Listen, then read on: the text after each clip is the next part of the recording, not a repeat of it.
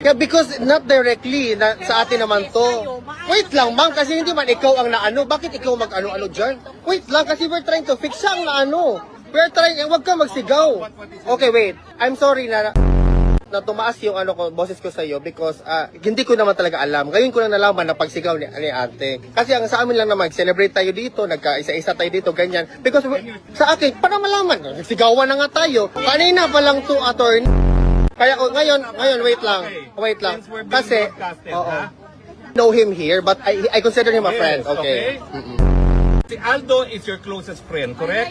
That is why I am telling you, you need to take a stand for what is right and what is wrong. Okay. Hindi po pwede na kung ano-anong ginagawa niya, you keep quiet.